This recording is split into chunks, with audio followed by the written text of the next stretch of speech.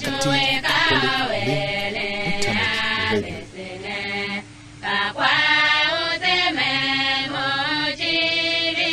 Radio. Chayan Kiki. Yang Basel Zam Vana Loho did the Hentashan Radio was so Chief Catholic Link.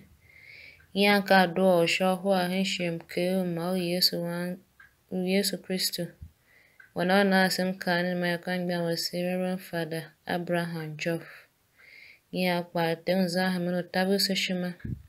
Yo Zahamo in a Kado Koma was a Halose Loshima wa Kenena Zazaya.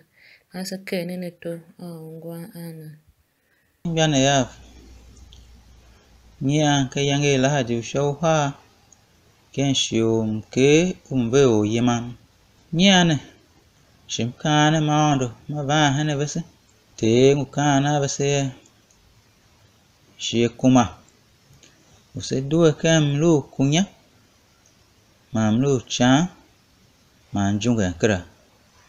Senor Kenem lu yangem Ma yambe Ma prapra Shai hama wo Wona fese yo Nanange na bese higanje Nanange Ese duwe kem lu wase utsela kra Senye kenem lu heyo Najijime O mompa na socha Shin jungwenga Na kwa Ari nase adonga Hyom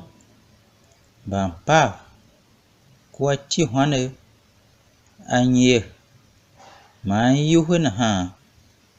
Ga nyora bese Ken kunya Ma cha Kwa junga kwa Ari na donga ne Ganga hita wasa higen yum Hamlu kunya Kwa cha Ma junga kase chisa Mimije Semba gbanji mesha ka pishi Shachu waere ase Krado kumaga Na hapa Mayangu urede hana ye Seyo kwa hemba chega Ando wase Shinguva hana vese Ayi wase na Nyane Wanse kwa Se kon bienda yase Se ke do shima Se ke yonge hima Se ke bem Se ke mimi Mashi Se tave shima shapra prana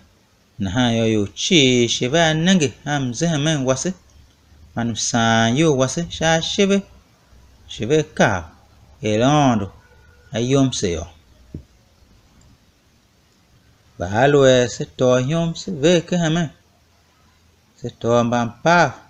Se veke hamen Se to yuhwe Se veke hamen Se to tihwane Kwa nye Se chi yo Ma semba henen se Semba eren ka angana ha Semba kelen kambam sela ase vyo Do sefa Ya ka angana Avihin tayo Mashi utawo avikra chiyo Sekwa kwa tsese Shachu sekwa seluken lu kunya Manjungwen Shambi utala Maka yavane seluke higenjene Sembake kunya Shachu Bamzeyo Nge hita wasa higen Shaile ase Adonga Kana hama te Alo wanse kwa